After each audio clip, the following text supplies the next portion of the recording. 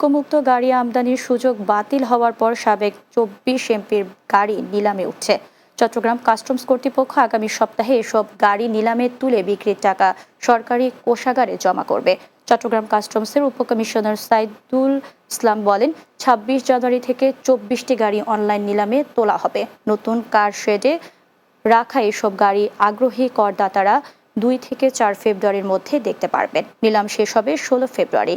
যে কেউ অনলাইনে নিলামে অংশ নিতে পারবেন। তিনি জানান, শুল্কমুক্ত সুবিধায় খালাস হওয়া এক একটি গাড়িতে আয়কর বাবদ সরকার 4,80,000 থেকে 5 লাখ টাকা রাজস্ব পেয়েছে। প্রথম নিলামে বিক্রি হলে প্রতিটি গাড়িতে প্রায় 7 কোটি টাকা পাওয়া যাবে।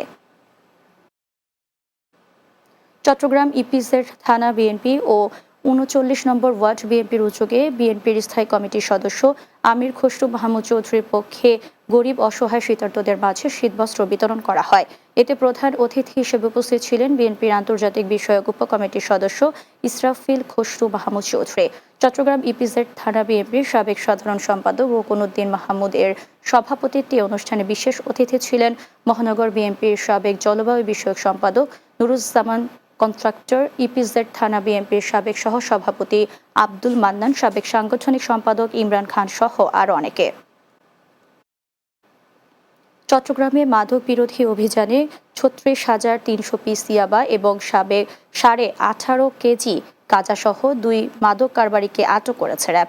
চট্টগ্রাম নগরের চান্দগাঁও থানাধীন পূর্ব ফরিদাপাড়ায় এবং ফেনী সদর থানাধীন রামপুর এলাকা থেকে এসব মাদক উদ্ধার করা হয়।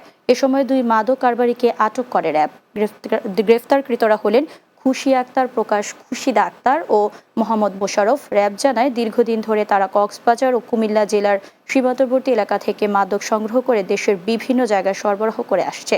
পৃথক 2টি ঘটনায় সংশ্লিষ্ট থানায় পৃথকভাবে আইনি ব্যবস্থা গ্রহণ করা হয়েছে।